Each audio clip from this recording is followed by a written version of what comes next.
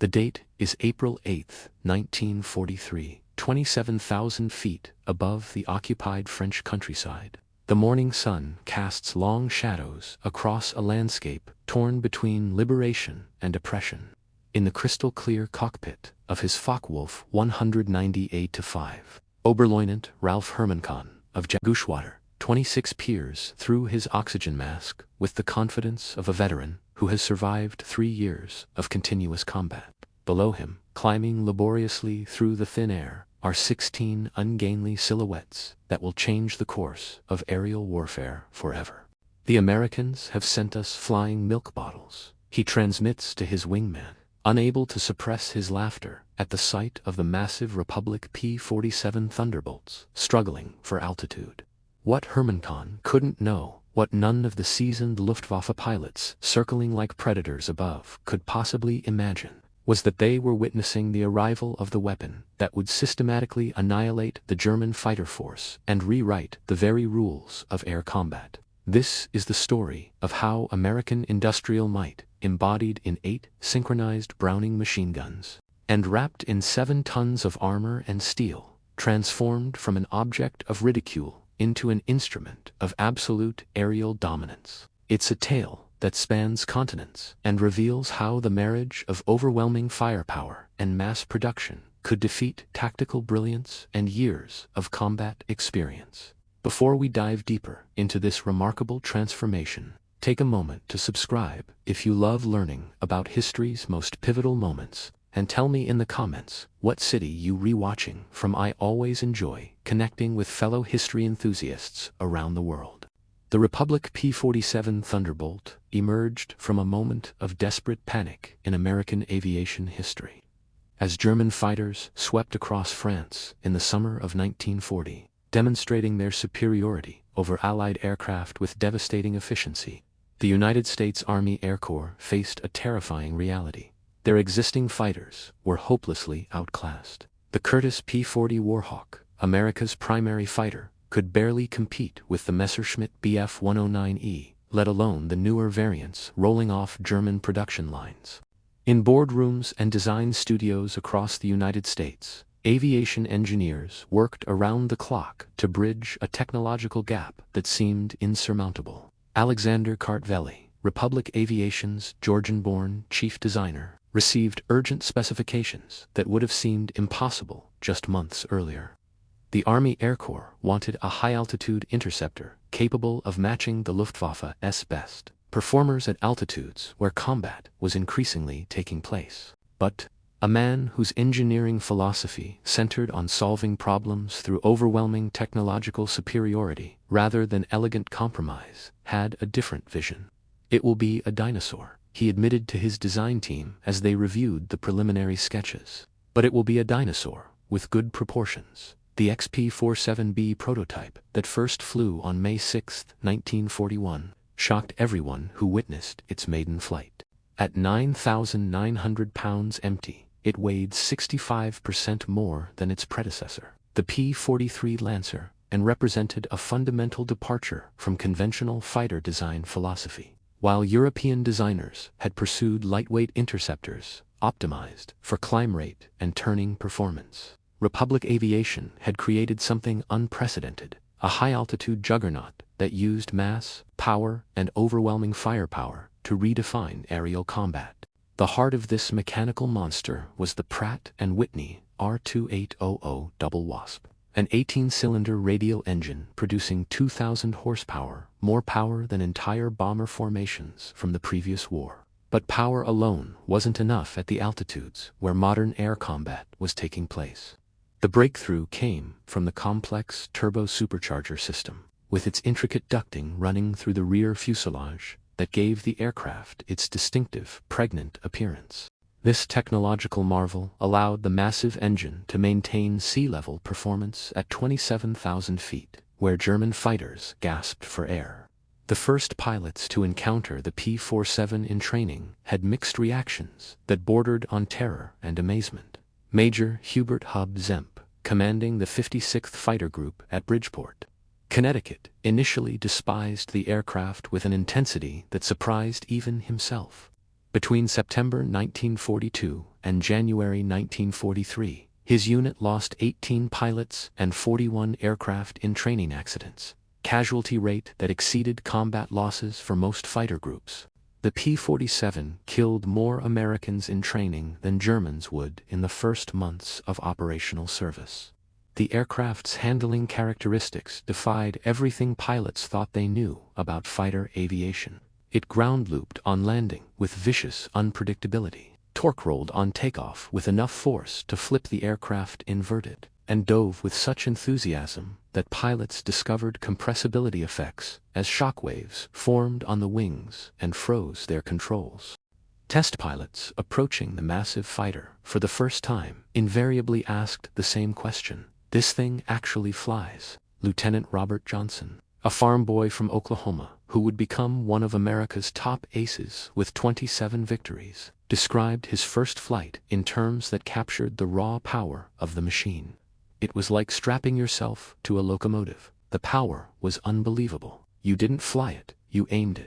The cockpit, spacious compared to European fighters, was filled with instruments and controls that reflected American engineering philosophy. Everything was robust, redundant, and designed for long-range operations.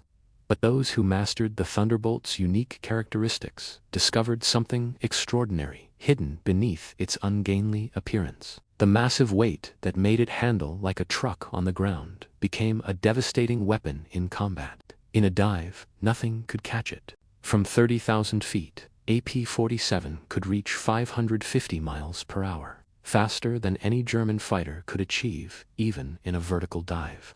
This speed could then be converted to altitude in a zoom climb that left pursuing fighters helplessly behind, gasping in the thin air where the turbo-supercharged American fighter performed at its best. The armament that would make the P-47 legendary was equally unprecedented. 8 50-caliber Browning M2 machine guns, 4 mounted in each wing, created a convergence pattern of destruction that German pilots had never encountered. Each gun carried 425 rounds, providing a total of 3,400 rounds of ammunition weighing nearly 900 pounds. At the standard convergence distance of 300 yards, all 8 guns' ballistic paths intersected in a zone roughly 6 feet in diameter. Anything caught in that zone faced 100 projectiles per second, each traveling at 2,900 feet per second, with enough kinetic energy to punch through armor plate.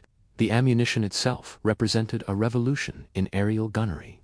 While German fighters struggled with limited cannon ammunition, typically 120 to 200 rounds for a 20 mm weapon, American pilots could maintain continuous fire for over 30 seconds, an eternity in aerial combat. The standard combat load mixed armor-piercing incendiary tracer, and standard ball ammunition in carefully calculated patterns designed to both destroy and ignite target aircraft. As American pilots prepared for their combat debut over occupied Europe, German intelligence services were tracking the arrival of these new fighters with interest but little concern.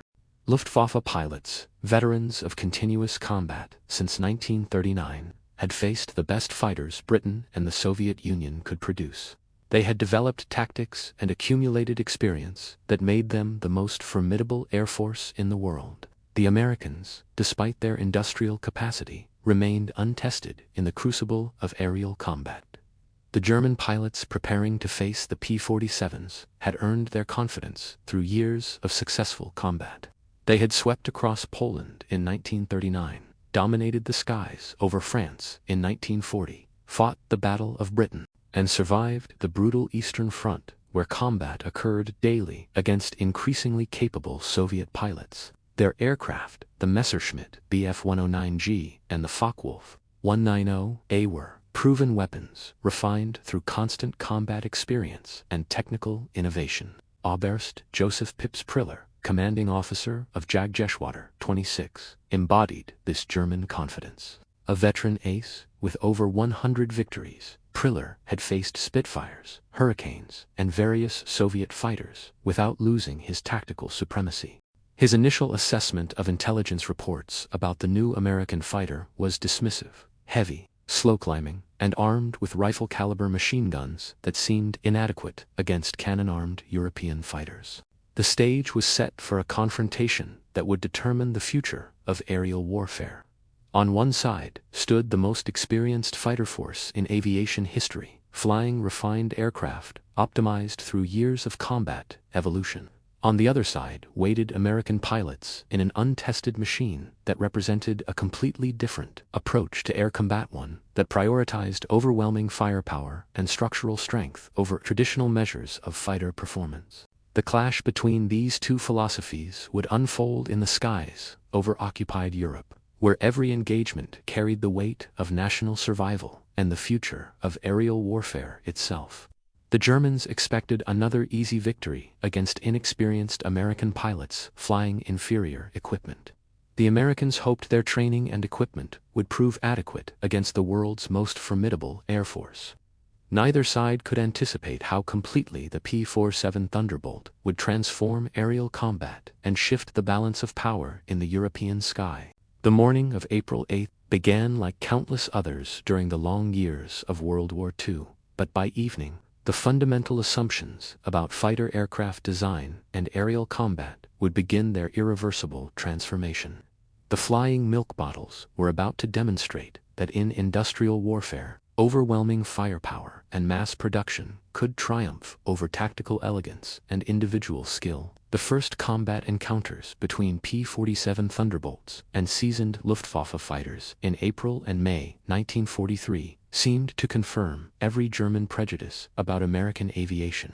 The massive American fighters couldn't turn with the nimble Focke-Wulf 190s, couldn't climb with the Messerschmitt 109s at medium altitudes, and appeared to handle like freight trains compared to their European counterparts. German pilots quickly developed tactics to exploit these apparent weaknesses, attacking from below where the heavy Thunderbolts struggled to respond, forcing turning engagements where agility mattered more than firepower.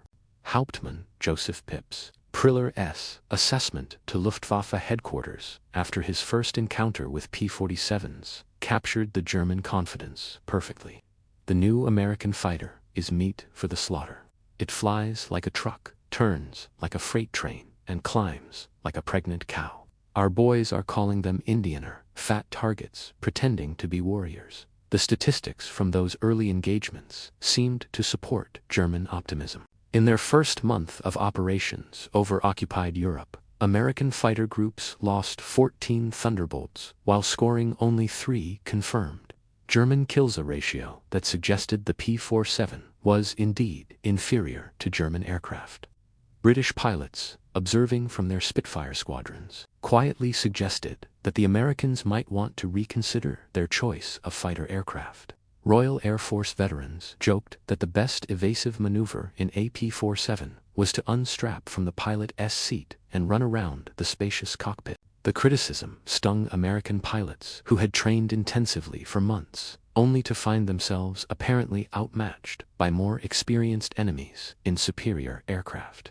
But beneath the surface of these early defeats, something remarkable was occurring that German intelligence services failed to notice or understand. The P-47s that were shot down had absorbed incredible punishment before falling from the sky.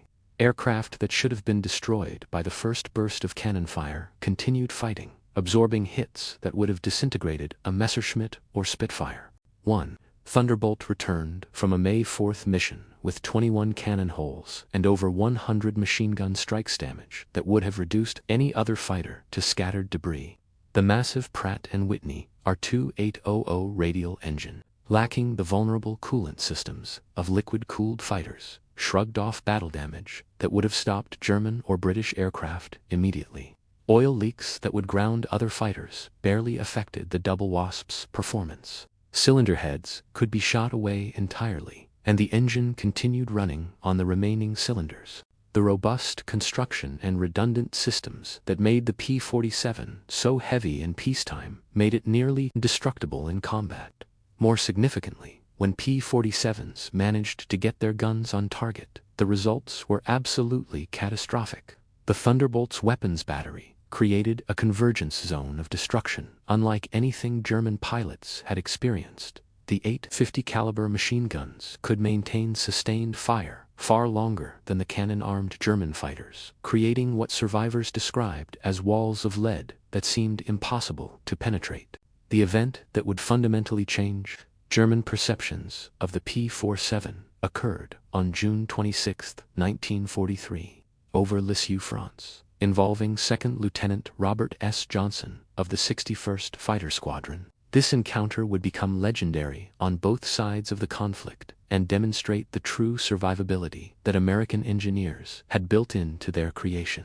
Johnson's formation of 8 P-47s was returning from escort duty when they were bounced by 16 Focke-Wulf 190s from 2 JG-26, led by Hauptmann Wilhelm Ferdinand Wutzgaland, younger brother of the famous Adolf Galland. The Germans executed what should have been a perfect attack, diving from the sun with overwhelming speed, advantage, and superior numbers. Johnson's Thunderbolt, flying at the rear of the formation, was caught in the crossfire of multiple attackers and took catastrophic damage in the first seconds of combat. Two 20mm cannon shells exploded across his aircraft, shattering the canopy, spraying hydraulic fluid into the cockpit, tearing away the engine cowling, and igniting fires behind the instrument panel.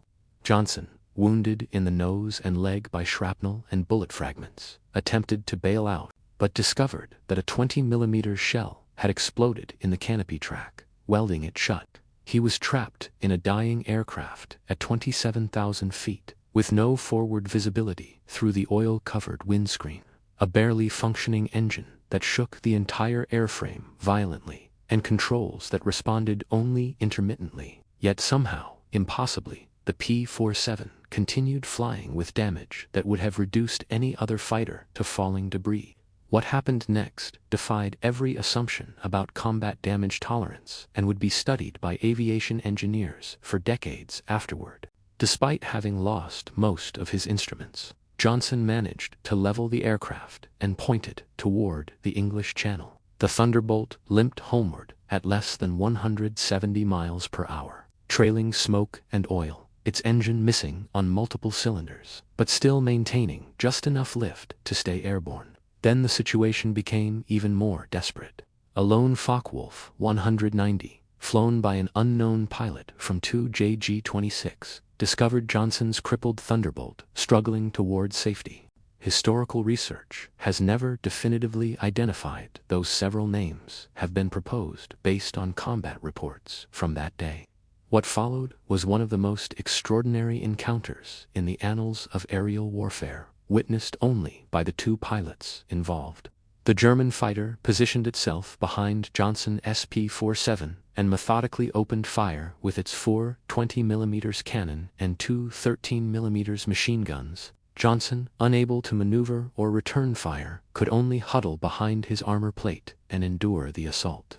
The Thunderbolt absorbed the German pilot's entire cannon ammunition, load approximately 120 rounds of 20mm explosive shells, and continued flying. The German pilot, apparently running low on cannon ammunition, repositioned for another attack and fired again, this time with only his machine guns. After exhausting his machine gun ammunition as well, the German pilot pulled alongside Johnson's battered aircraft, close enough that the two men could see each other clearly through their respective canopies. Johnson later described seeing the German pilot's face jong blonde, his expression shifting from confidence to confusion to something approaching fear or amazement. The enemy pilot stared at the flying wreck that should have been destroyed 10 times over, shook his head in apparent disbelief, offered what appeared to be an informal salute of respect, and peeled away. Johnson's P-47 somehow made it back to RAF Manston, where it landed with the engine finally failing as the aircraft rolled down the runway. The ground crew chief later stopped counting bullet holes after reaching 200. One cannon shell had exploded just inches from Johnson's head. Another had detonated directly against the armor plate behind his seat, leaving a crater but failing to penetrate. The engine had taken multiple direct hits from 20mm shells. 3 of the aircraft's 4 main longerons, the structural backbone of the fuselage, were shot completely through. Control cables were partially severed, yet the aircraft had brought its pilot home. The survival of Johnson's aircraft sent shockwaves through both air forces, though for very different reasons. American engineers studying the wreckage realized they had significantly underestimated the durability of their own creation. The P-47's ability to absorb punishment exceeded even their most optimistic projections. German intelligence, receiving detailed combat reports from multiple pilots of two JG-26, initially refused to believe the accounts. No aircraft could absorb that level of battle damage and survive. Yet testimony from several highly experienced pilots confirmed the impossible. This single encounter marked the beginning of a fundamental shift in German attitudes toward the American fighter. Pilots who had dismissed the P-47 as easy prey began to approach encounters with American formations more cautiously. Intelligence reports started emphasizing the Thunderbolt's exceptional structural strength and warning against assuming quick victories. The fat targets pretending to be warriors were revealing themselves to be something far more formidable. By July 1943, American pilots were finally learning to exploit their aircraft's true strengths rather than fighting it like a traditional European fighter. Lieutenant Colonel Hubert Zemke, the 56th Fighter Group commander who had initially despised the P-47, made a breakthrough that would revolutionize American fighter tactics. Through brutal trial and error, painful losses, and careful analysis of successful encounters, Zemke discovered the secret to Thunderbolt superiority. Don't turn with them. Don't climb with them at low altitude. Use your weight. Use your power. Use your guns. The massive weight that had initially seemed like such a disadvantage became the P-47's greatest weapon. In a dive from high altitude, nothing in the German inventory could match its speed. From 30,000 feet, a Thunderbolt could reach 550 miles per hour in a dive, faster than any German fighter could achieve, even when diving vertically. This tremendous speed could then be converted back into altitude through zoom climbs that left pursuing German fighters helplessly behind in air, too thin for their engines to maintain power. Captain Walker, Bud Mahurin, destined to become one of the first American aces in the European theater, perfected what became known as the boom and zoom tactic, though pilots more colloquially called it the Thunderbolt turkey shoot. Instead of engaging in traditional dogfights that played to German advantages, P-47 formations would climb to 30,000 feet or higher, well above the effective combat ceiling of German fighters. When Luftwaffe formations appeared below, the Thunderbolts would roll inverted and dive at speeds that made accurate deflection shooting nearly impossible for the defending Germans. At the bottom of these high-speed dives, the American heavy machine guns would finally speak with their full authority. German pilots who survived these encounters consistently described facing what seemed like solid walls of tracers and projectiles. The concentrated firepower of 8 50 caliber machine guns, all converging on a single point, created an almost impenetrable zone of destruction. Aircraft caught in this convergence pattern didn't simply fall out of the sky, they disintegrated in midair, torn apart by the tremendous kinetic energy of hundreds of heavy bullets impacting within seconds. The true revelation of American firepower superiority came during the famous August 17, 1943 dual raid on Schweinfurt and Regensburg, the deepest penetration into German territory attempted to that date. This mission demonstrated both the P-47's remaining limitations, particularly its range, even with drop tanks, and its terrifying effectiveness when properly employed against appropriate targets. The bomber formations, striking at the heart of German ball-bearing production, represented a direct threat to the Nazi war machine that could not be ignored. Major David Schilling, leading the 62nd Fighter Squadron during this crucial mission, encountered a formation of Messerschmitt Me-110 destroyer aircraft positioning themselves to attack the B-17 formations with their heavy cannon and rocket armament. These twin-engine German fighters, heavily armed but less maneuverable than single-engine types, were the Luftwaffe's specialized bomber killers, designed specifically to penetrate defensive formations and destroy heavy bombers with concentrated firepower. Schilling's flight of 4 Thunderbolts rolled into their attack dive from 28,000 feet, utilizing the altitude advantage and diving speed that had become their signature tactic. Unteroffizier Hinrich Roth, a gunner in one of the Me-110s, who survived the encounter, later provided a harrowing account during prisoner interrogation that revealed the psychological impact of facing concentrated American firepower. "The American fighters came down like hammers from heaven," Roth recalled. "I opened fire at 800 meters, achieving what I believed were good hits. I saw my tracers strike the lead fighter's wing and fuselage. The P-47 didn't even wobble or deviate from its attack run. Then he fired back. The aircraft flying ahead of us simply came apart, not shot down in the traditional sense, but completely destroyed. The wings separated from the fuselage, the tail was severed cleanly, and the crew compartment was shredded into metal confetti. In perhaps 2 seconds, a substantial twin-engine fighter became nothing but falling debris. In that single encounter, 8 Messerschmitt, Me-110s, and Me-210s were destroyed in less than 1 minute of combat." The German aircrews, veterans of bomber interception missions over Britain and the Mediterranean, had never experienced such concentrated, devastating firepower. The psychological effect was immediate and profound.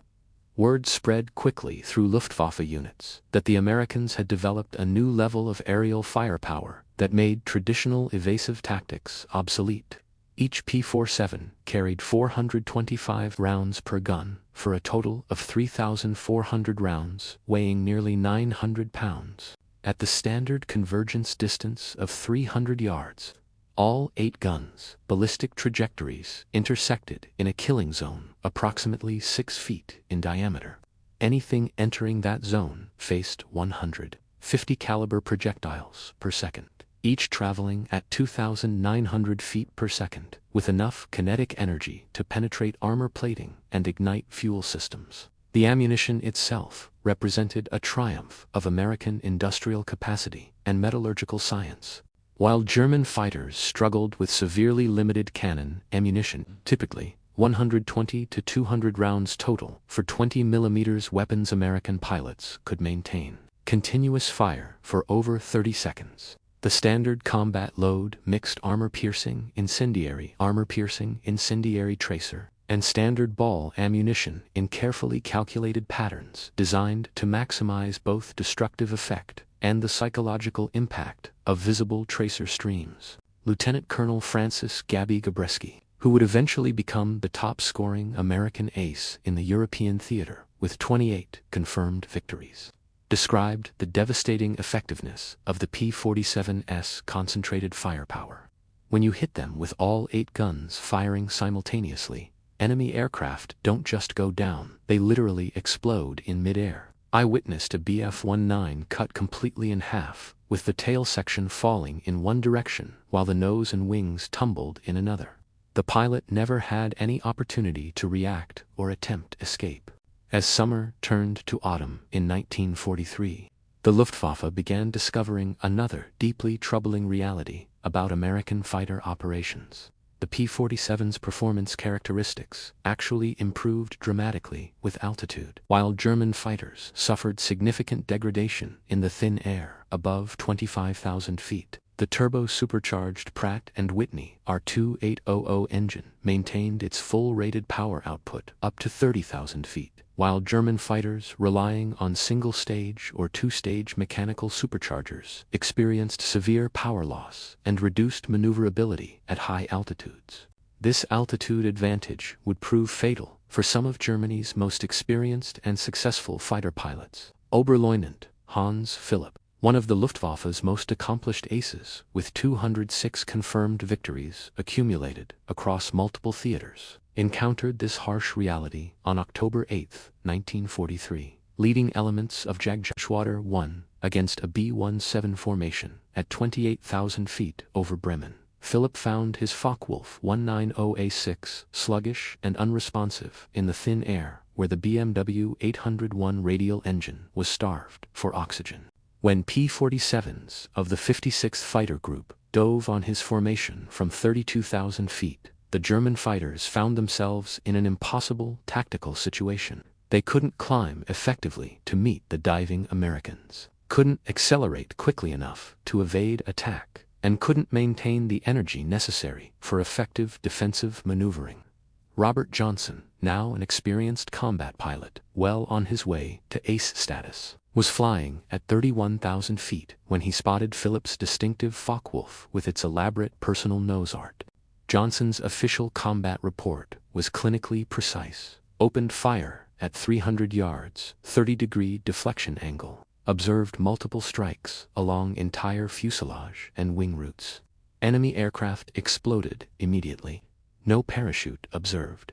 The death of Hans Philipp sent profound shockwaves through the entire Luftwaffe fighter force. If one of their most skilled and experienced pilots, a man who had survived over 500 combat missions on both the Eastern and Western fronts, couldn't survive against the Thunderbolts, what realistic chance did average pilots possess? The German High Command ordered an immediate and comprehensive investigation into the P-47's true capabilities, assigning their best intelligence analysts and technical experts to determine how the Peekaboo had achieved such a dramatic improvement in fighter effectiveness. The classified report, delivered to Reichsmarschall Hermann Göring in November 1943, painted a sobering picture of American technological achievement that few German leaders were prepared to accept. The Thunderbolt's service ceiling exceeded 42,000 feet, higher than any German fighter could effectively operate. Its maximum dive speed approached the sound barrier, creating compressibility effects that German pilots had never encountered. The aircraft's armor protection included 3/8-inch steel plating behind the pilot, half-inch bulletproof glass windscreens, and armored deflection plates surrounding critical engine components. Most disturbingly, from a German perspective, the P-47's rugged construction philosophy allowed it to absorb battle damage that would destroy 3 conventional fighters and still return safely to base. The transformation from flying milk bottle to aerial nightmare was nearly complete. But the P-47's most devastating variants were still to come. In January 1944, new versions began arriving in England that would finish the metamorphosis from object of ridicule to instrument of terror, equipped with innovations that would make them even more lethal in the hands of increasingly experienced American pilots. In January 1944, a new variant of the P-47 began arriving at English airfields that would complete the aircraft's transformation from laughingstock to nightmare. The P-47D-22 featured the Hamilton Standard hydromatic propeller with distinctive paddle blades 13 feet in diameter, with broad chord blades that bit into the air like massive oars. The improvement in climb rate was immediate and dramatic, fundamentally altering the tactical equation that had governed air combat over Europe. Where earlier Thunderbolts had climbed at an anemic 2,200 feet per minute at sea level, barely competitive with German fighters, the paddle blade variants could achieve 3,000 feet per minute, matching or exceeding German climb rates at most altitudes. The massive propeller also dramatically improved acceleration in level flight, allowing P-47s to build energy faster during combat maneuvering. Most significantly, the improved propeller efficiency meant that Thunderbolts could now fight on equal terms immediately after dropping external fuel tanks, eliminating one of their few remaining tactical disadvantages. Hauptmann Heinrich Pritzl Bartels of Jagdgeschwader 11, a veteran with over 200 combat missions who had grown accustomed to altitude advantages over American fighters, encountered these new variants during a bomber interception mission near Hanover in February 1944. His combat diary entry, discovered after the war, revealed the shock experienced by German pilots as their tactical assumptions crumbled. The fat American fighters have learned to climb. We attempted our standard bounce tactic near Hanover, expecting our usual advantage in initial climb rate. Instead, they turned directly into us and climbed with us, matching our angle and rate. When we attempted to disengage by climbing away, they followed us effortlessly up to 30,000 feet. Schmidt was caught during the climb and simply blown apart. Nothing remained but smoke and falling fragments. These are not the same machines we laughed at last year. The paddle blade propeller created more than just improved performance. changed the very sound signature of the Thunderbolt. The distinctive thundering roar produced by blade tips approaching supersonic speeds could be heard from miles away, creating a psychological weapon as potent as the aircraft's guns. German ground troops reported being able to identify approaching P-47 formations by sound alone, hearing the deep, threatening rumble that meant death from above. They began calling it Donnerschlag, thunderclap, a name that captured both the acoustic and psychological impact of these mechanical predators. By March 1944, P-47s equipped with external fuel tanks could escort bombers deep into the heart of Germany itself. The standard configuration carried to 108-gallon wing tanks or a single 75-gallon belly tank, extending operational range to over 1,000 miles. With the paddle blade propeller providing improved performance even when loaded with external fuel, Thunderbolts could engage in combat immediately after dropping their tanks, maintaining their energy advantage throughout the engagement. The Luftwaffe's response was to concentrate their remaining strength on the bombers themselves, hoping to inflict enough casualties to force the Americans to abandon daylight strategic bombing. But this strategy required flying through increasingly dense screens of P-47 escorts, a proposition that had become virtually suicidal. The mathematical reality of aerial combat was shifting inexorably in America's favor, as mass-produced fighters flown by well-trained pilots systematically eliminated Germany's irreplaceable veteran pilots. German pilots developed a grudging respect that bordered on genuine fear for the big American fighters. Major Gerhard Barkhorn, one of Germany's highest-scoring aces with 301, confirmed victories primarily on the Eastern Front, survived a traumatic encounter with P-47s on March 6, 1944, that left him severely wounded and forever changed his perspective on American fighter capabilities. "We spotted them above us," Barkhorn recalled in a post-war interview, "fat silhouettes against the morning sun. Someone in our formation laughed and transmitted, 'Here come the flying pigs.' Nobody was laughing. 30 seconds later, they dove on us like an avalanche, faster than we could react or maneuver defensively. The first attack pass destroyed 3 of our fighters, not shot down, but completely obliterated, transformed instantly into burning debris scattered across the sky. Their guns didn't fire in the brief bursts we were accustomed to from our own weapons. Instead, they poured out solid, continuous streams of fire that seemed to fill the entire airspace. Being caught in one of those streams meant certain and immediate death." The escort missions revealed another crucial P-247 advantage that German planners had failed to anticipate: operational endurance. While German fighters operated at maximum power settings that consumed fuel at prodigious rates, forcing them to engage quickly and disengage before running critically low on fuel, the big American radials could cruise efficiently at high altitude for hours.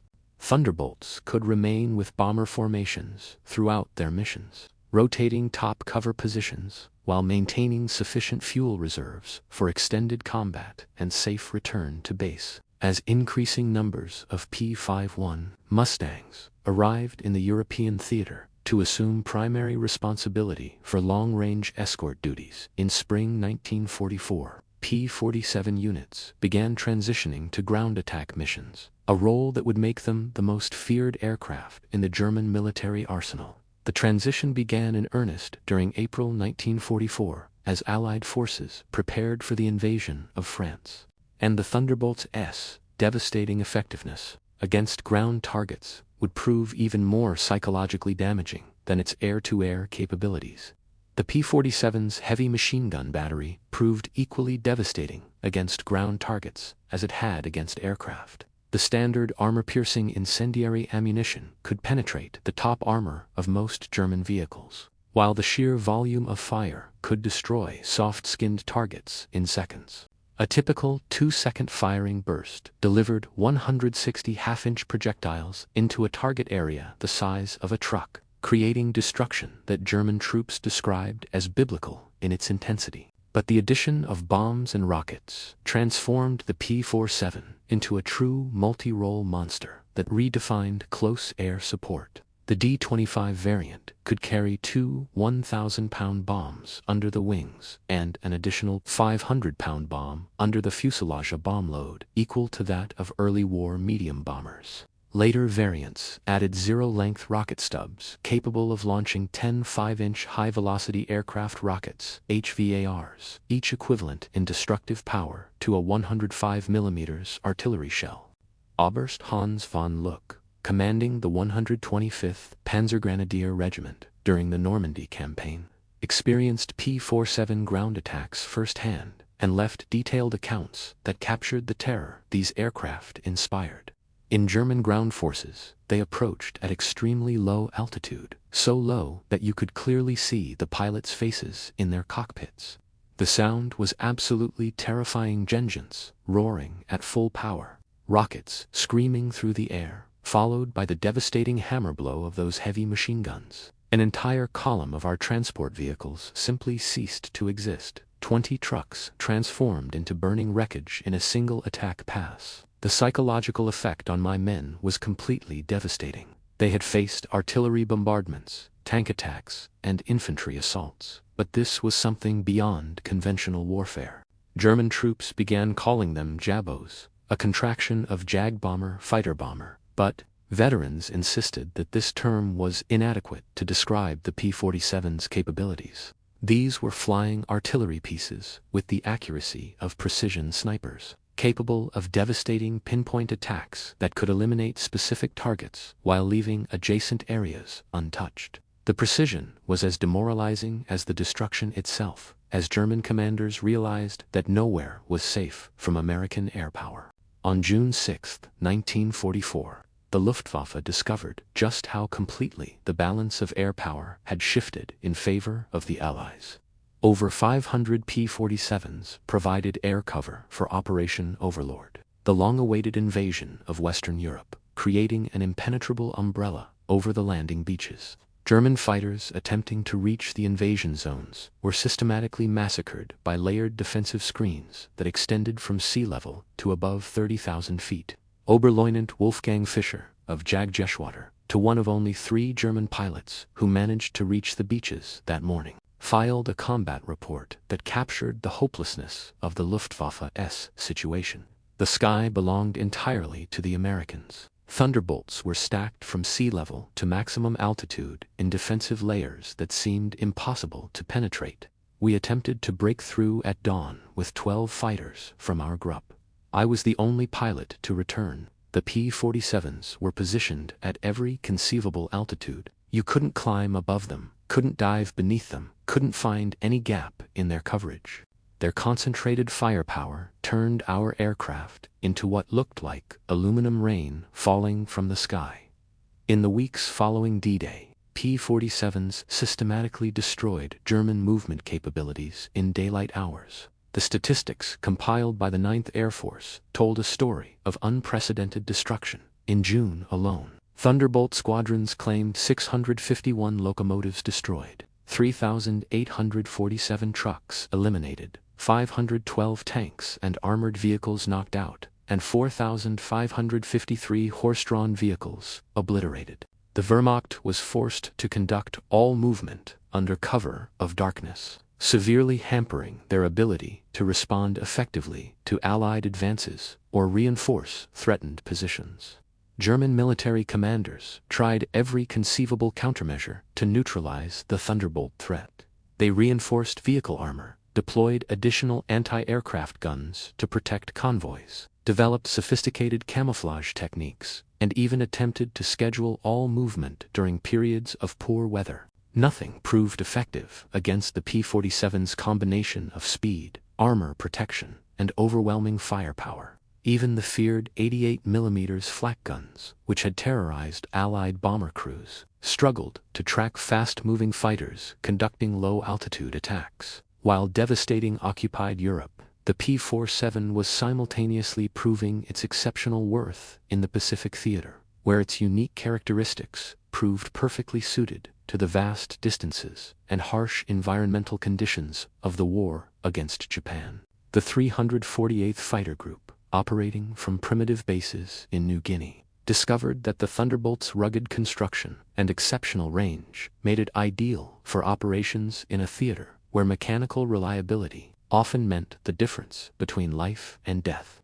Colonel Neil Kirby, commanding the 348th Fighter Group, developed specialized tactics for Pacific operations that maximized the P-47's strengths, while compensating for its perceived weaknesses against more maneuverable Japanese fighters. On October 11, 1943, Kirby led a formation of 4 P-47s against approximately 40 Japanese aircraft over Wuyuk, personally shooting down 6 enemy planes in a single mission feat that earned him the Medal of Honor and demonstrated the Thunderbolt's effectiveness against experienced Japanese pilots. The Japanese, accustomed to fighting nimble but relatively fragile American fighters like the P-40 Warhawk, were completely unprepared for the P-47's combination of devastating firepower and structural durability.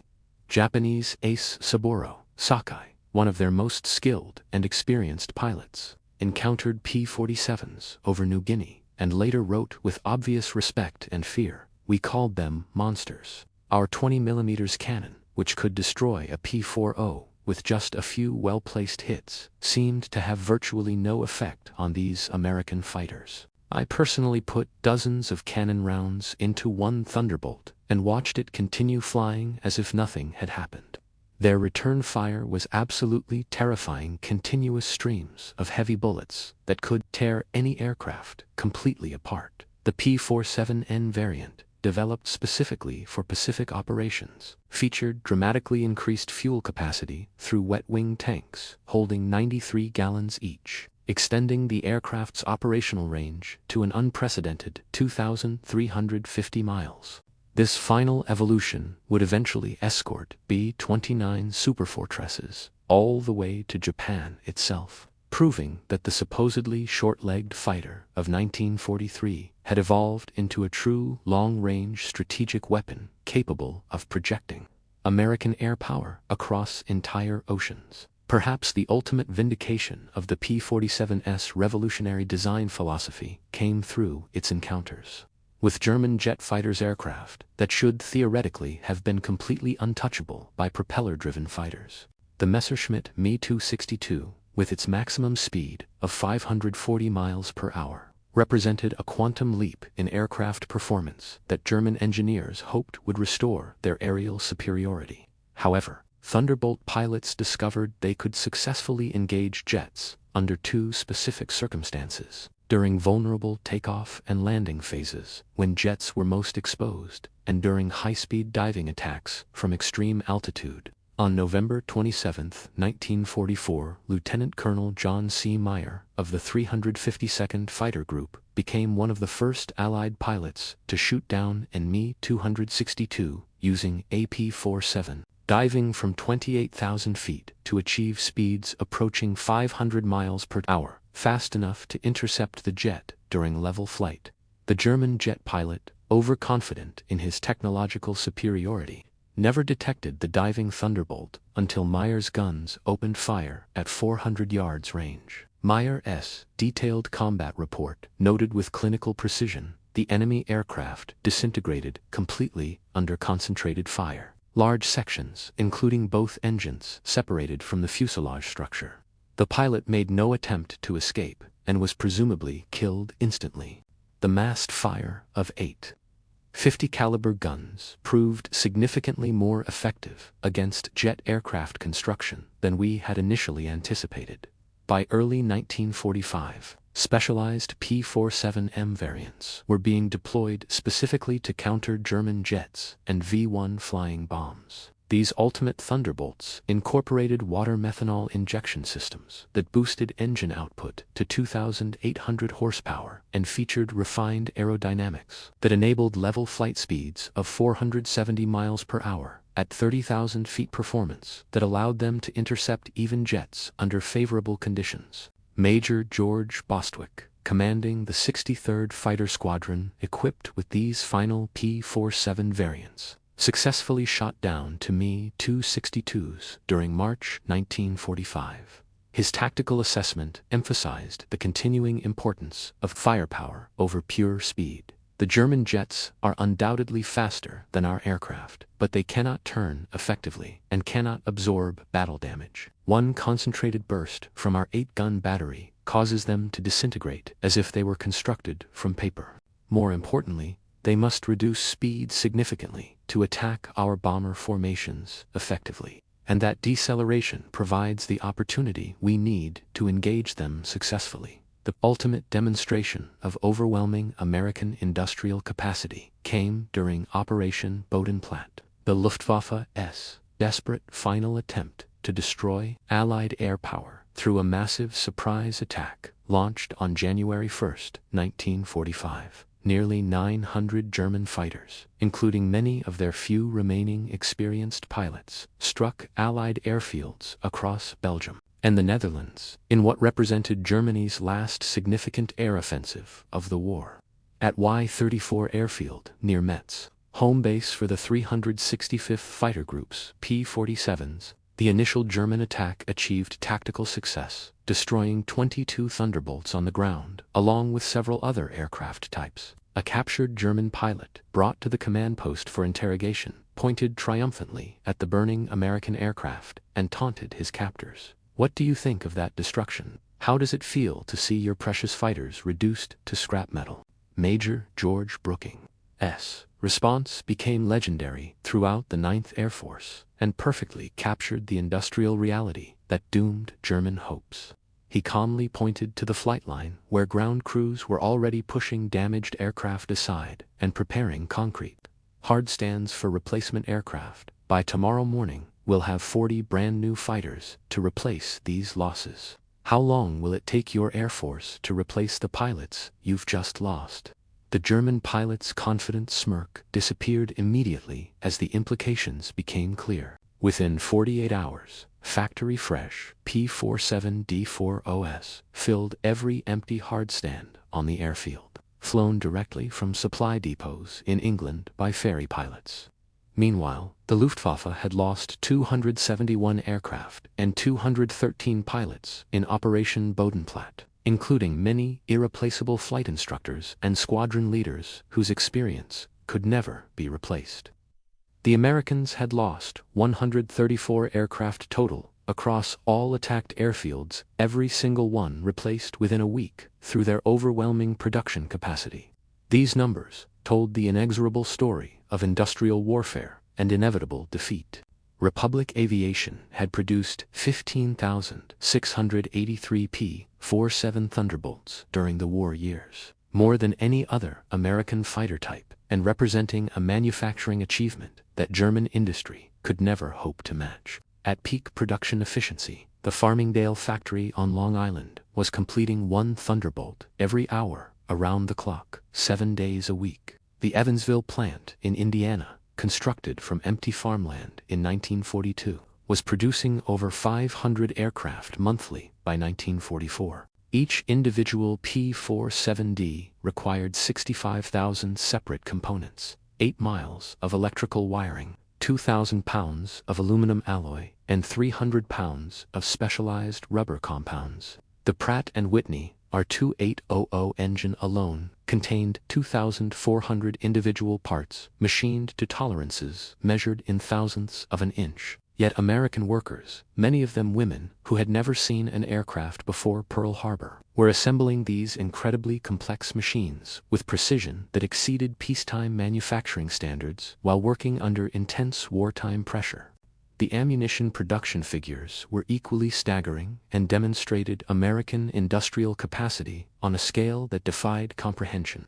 Each P-47 combat sortie required 3,400 rounds of 50 caliber ammunition, and with hundreds of Thunderbolts flying multiple daily missions, ammunition consumption exceeded 10 million rounds monthly by mid-1944. The Lake City Arsenal in Missouri, just one of several ammunition manufacturing facilities, was producing 30 million rounds each month, with each individual cartridge manufactured to tolerances measured in 10,000ths of an inch to ensure reliable feeding through the synchronized gun mechanisms. Even more impressive than aircraft production was the pilot training program that provided skilled aviators for these mechanical marvels. By 1944, the United States was graduating 30,000 pilots annually from advanced flight training programs, more than Germany had trained during the entire war. Each P-47 pilot received a minimum of 400 hours of flight instruction before entering combat,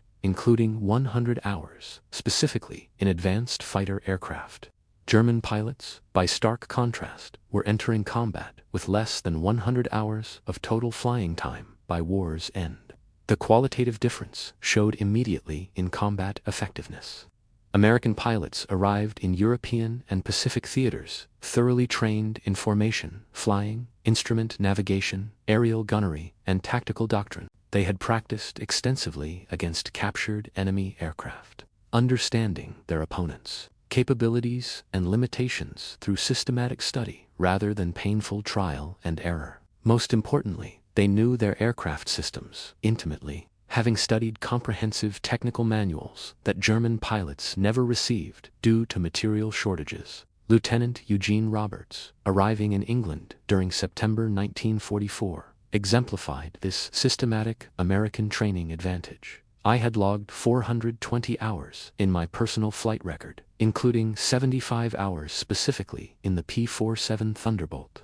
I had fired thousands of rounds at towed targets, practiced deflection shooting techniques extensively, and studied gun camera film from actual combat encounters. On my very first combat mission, I knew exactly what procedures to follow and how to maximize my aircraft's capabilities. The German pilot I eventually faced couldn't possibly have possessed half my flight experience or technical knowledge. It wasn't even approaching a fair contest. As the war entered its final phase, the psychological transformation in German attitudes toward the P-47 was complete and devastating. In March 1945, Oberst Joseph Priller, the same pilot who had mockingly dismissed P-47s as pregnant cows, nearly 2 years earlier was interviewed by German propaganda officials desperately seeking material to boost civilian and military morale.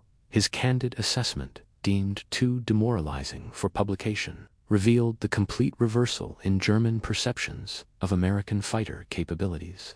By April 1945, the Luftwaffe existed primarily on paper rather than as an effective fighting force. Chronic fuel shortages grounded most remaining aircraft. Experienced pilots were either dead or in Allied prisoner-of-war camps, and airfields had been reduced to cratered ruins by relentless Allied bombing. Even with adequate aircraft and fuel supplies, German pilots faced an impossible tactical equation. Attempting any offensive operation meant confronting P-47 formations that dominated every altitude from ground level to above 40,000 feet. Feldwebel Klaus Bretschneider, one of the last German pilots to complete training in early 1945, flew exactly one combat mission before Germany's surrender. His encounter with P-47s over Leipzig lasted precisely 12 seconds and epitomized the hopeless situation facing Spearman Aviation. I spotted them diving from high-altitude 4 Thunderbolts in perfect tactical formation. I attempted to turn away, but they were simply too fast to evade. The lead aircraft opened fire from approximately 500 meters range. My fighter shook violently as if struck repeatedly by sledgehammers. The engine exploded immediately, the starboard wing separated completely, and I barely managed to escape before the aircraft disintegrated. While descending in my parachute, I watched them systematically destroy my entire Staffel 6 fighters, eliminated in under 60 seconds. The sky rained burning aluminum fragments and human remains. The psychological devastation was complete and measurable. German military medical officers documented what they clinically termed Jabo fever, actual physical symptoms of stress and terror that appeared whenever Thunderbolts were reported operating in an area. Veterans who had faced Spitfires and Hurricanes over Britain without apparent fear became physically ill before missions against P-47-equipped American units. The distinctive thunder of approaching Thunderbolt formations caused immediate panic among German ground troops who understood that survival depended on finding substantial cover immediately. The final statistical accounting of P-47 operations defied human comprehension and represented destruction on an industrial scale. In the European theater alone, 3,752 German aircraft destroyed in aerial combat, 3,315 aircraft eliminated on the ground, 86,000 railway cars destroyed, 9,000 locomotives eliminated, 6,000 armored fighting vehicles knocked out, 68,000 trucks destroyed, and 60,000 horse-drawn vehicles obliterated. In Pacific operations, 697 Japanese aircraft destroyed in air-to-air combat, 150 aircraft eliminated on the ground, 1,500 vehicles destroyed, 150 locomotives eliminated, plus countless barges, ships, and military installations reduced to rubble. The 9th Air Force alone, equipped primarily with P-47 Thunderbolts, flew 213,873 individual combat sorties, dropped 120,000 tons of bombs with pinpoint accuracy, fired 135 million rounds of ammunition, and launched 60,000 rockets at ground and aerial targets. Behind these staggering numbers lay an equally staggering human cost that forever altered the demographic composition of German military aviation. The Luftwaffe lost approximately 28,000 pilots killed in combat against Western Allied forces, with many falling to the concentrated fire of American .50 caliber machine gun batteries. Each loss represented years of irreplaceable training and combat experience that Germany's shrinking industrial base could never hope to duplicate. The contrast in pilot experience levels told the story of systematic destruction more clearly than any other statistic. By war's end, the average German fighter pilot possessed less than 30 hours of actual combat experience, while typical P-47 pilots had accumulated over 200 hours of combat flying. This experience differential, combined with superior equipment and unlimited logistical support, made the outcome of individual encounters virtually predetermined. At the Luftwaffe Interrogation Center at Oberrussel captured, Allied pilots underwent systematic debriefing by German intelligence officers, desperate to understand how the air war had shifted so completely against them. The classified files on various Allied aircraft types, captured intact in 1945, revealed the complete evolution of German thinking about American fighter capabilities over less than 2 years of combat.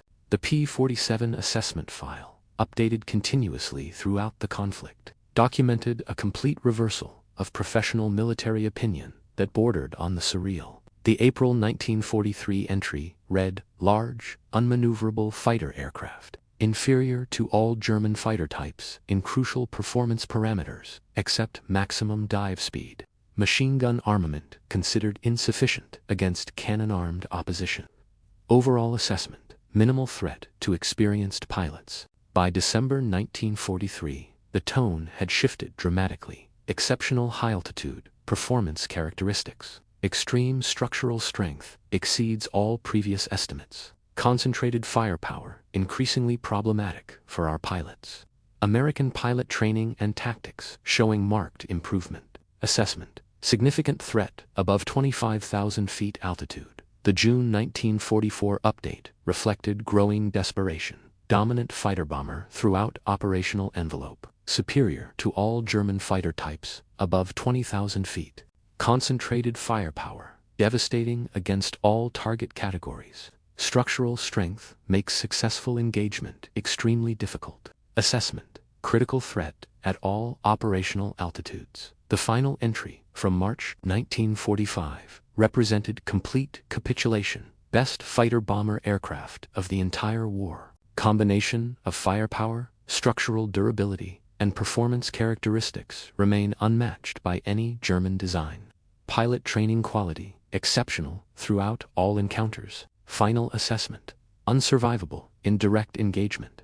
In 1985, 40 years after the war's end, former adversaries met in peace at a reunion of German and American fighter pilots held in Phoenix, Arizona. General Lieutenant Adolf Galland, former commander of the Luftwaffe fighter arm and one of Germany's most respected military aviation leaders, was asked directly about his assessment of the P-47 Thunderbolt. His response, recorded on video for historical preservation, captured the complete transformation in understanding that had occurred over 4 decades of reflection. We made a catastrophic error in judgment during 1943, Galland admitted, with the honesty that comes from historical perspective. We observed this large, heavy fighter aircraft and laughed at what we perceived as American ignorance of air combat principles. The Americans don't understand fighter design, we said confidently.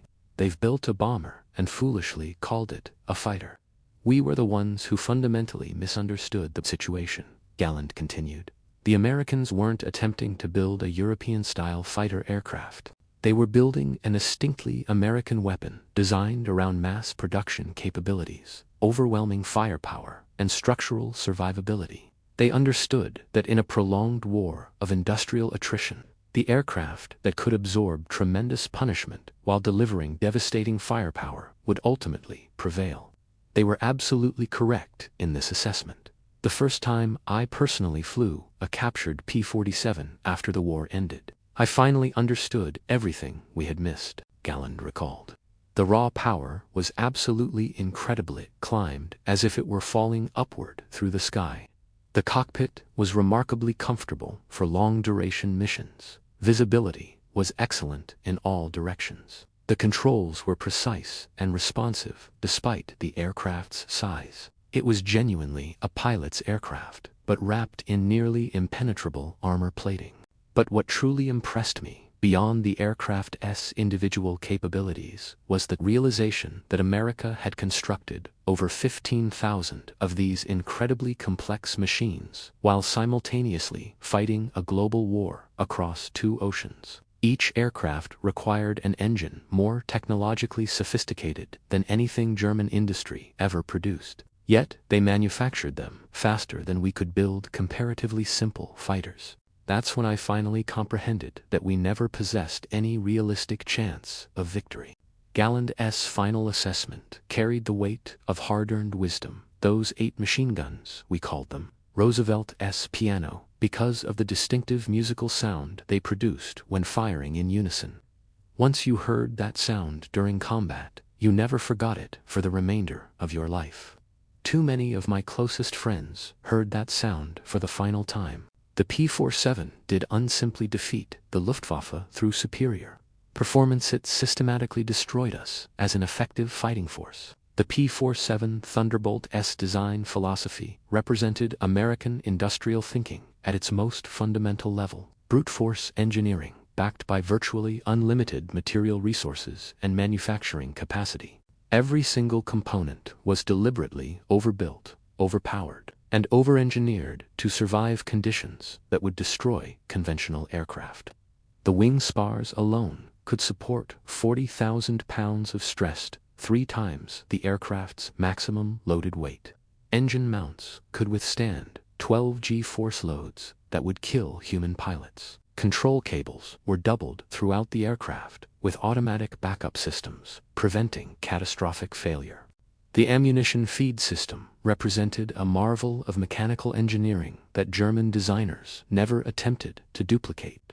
8 separate ammunition storage boxes, each containing 425 rounds, fed through electrically powered boost motors, specifically designed to prevent jamming during high-G combat maneuvers.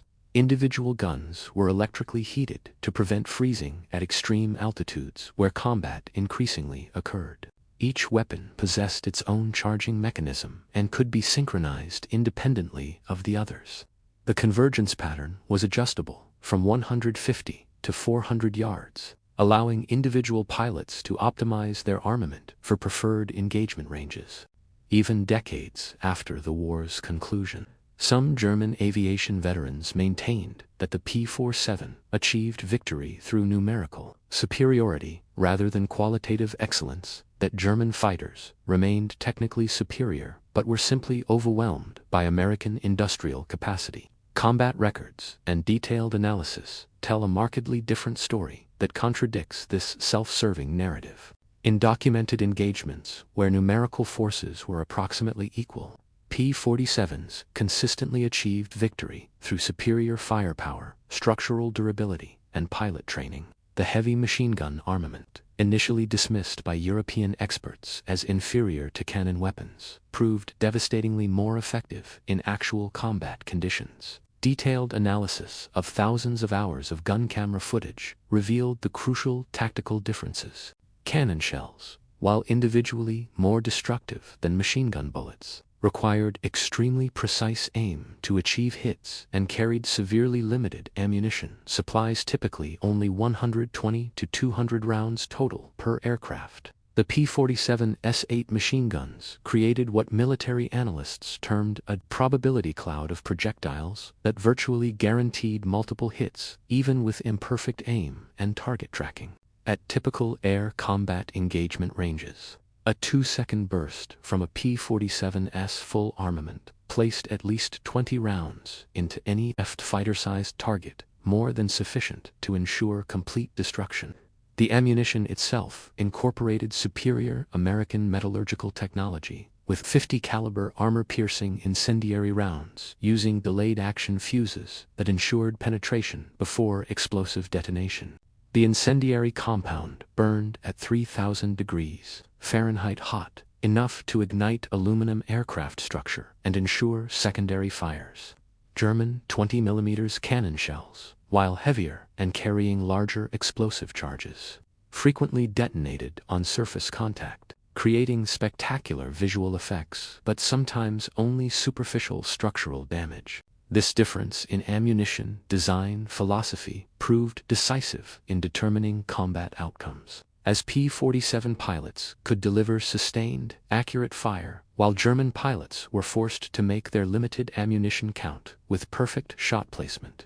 The Republic P-47 Thunderbolt remains the heaviest single-engine piston fighter aircraft ever mass-produced in human history.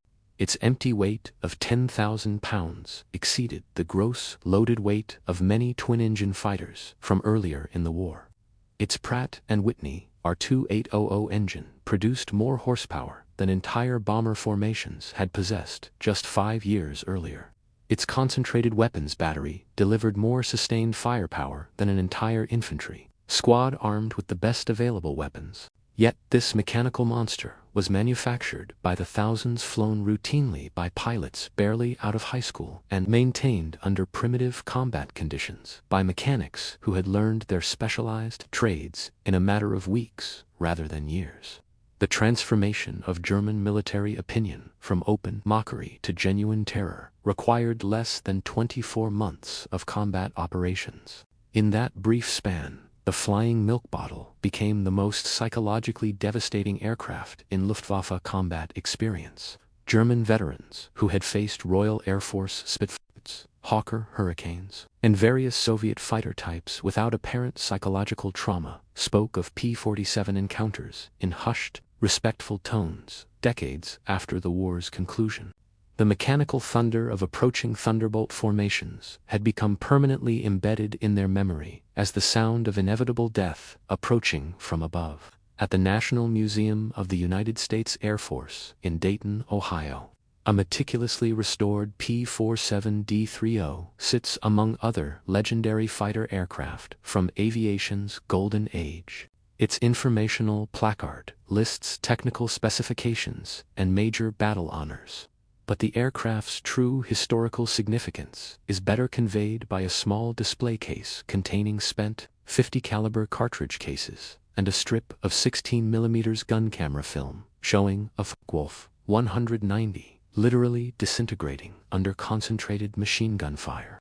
Below this display, museum visitors can read a quote taken from an unnamed German pilot during a 1945 prisoner interrogation report. "We laughed when we first encountered them fat, ungainly American fighters that couldn't turn effectively, couldn't climb competitively, couldn't fight according to established principles. We stopped laughing when we realized they didn't need to turn or climb efficiently. They simply pointed those 8 machine guns at you, and you ceased to exist as anything more than scattered debris." The laughter died along with our comrades. The P-47 Thunderbolt entered World War II combat as an object of widespread derision and concluded that conflict as an instrument of systematic annihilation. During the intervening period, 8 synchronized Browning machine guns rewrote the fundamental rules of aerial warfare and buried the once mighty Luftwaffe under an avalanche of American lead and steel. German pilots had laughed contemptuously at the ungainly American fighter during April 1943. By May 1945, there were virtually no experienced German pilots remaining alive to laugh at anything. The Thunder had spoken with absolute authority, and the sky belonged permanently to American air power.